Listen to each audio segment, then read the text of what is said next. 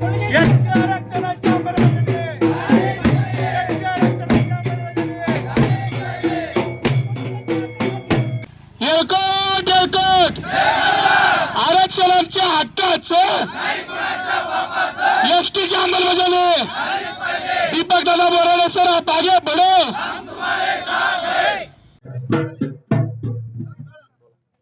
गेल्या 60 ते 70 वर्षापासून 36व्या क्रमांक राज्यघटनेमध्ये असताना सुद्धा धनगर समाजाच्या एसटी आरक्षणाची अंमलबजावणी करावी असं मागणी सातत्यानं होत असताना सुद्धा राज्य शासन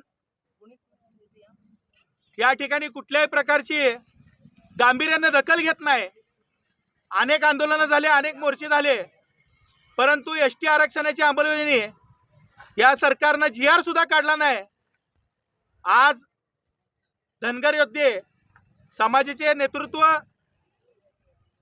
उपोषणकर्ते दीपकदादा बोराडे हे गेल्या 15 दिवसापासून जालना येथे उपोषण करत असून सुद्धा या ठिकाणी सरकार त्यांच्या तब्येत आता खालवलेली आहे, तरी देखील या ठिकाणी त्यांच्या तब्येतीची विचारपूस करण्यासाठी आणि त्याचबरोबर त्यांच्या मागणीकडे गांभीर्याने घेण्यासाठी राज्य शासनाकडनं कुठलीही हालचाल कुठलीही कारवाई केली जात नाही।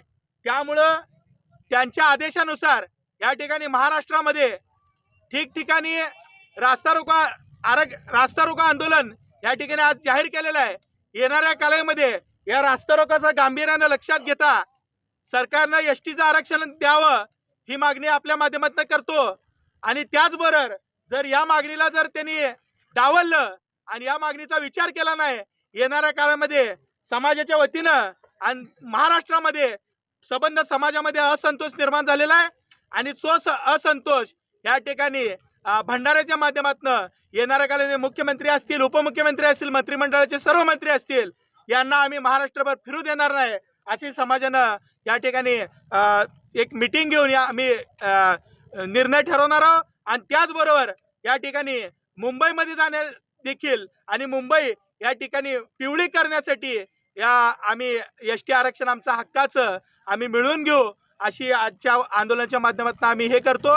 आणि दीपकदादा बोराडे यांच्या तब्येतीला आज 15 दिवस ते उपाशी आहेत, आमरण उपोषण करतायत। त्यांच्या जर तब्येतीला जर काय झालं तर या ठिकाणी एक तीव्र असं आंदोलन, तीव्र त्याचे काय परिणाम होतील त्याला सर्वस्वी हे सरकार जबाबदार असेल अशी मागणी आपल्या माध्यमातून करतो। आणि लवकरात लवकर एसटीचं आरक्षण अंमलबजावणी करावी एवढंच मी या माध्यमातून सांगतो। जय हिंद, जय मल्हार।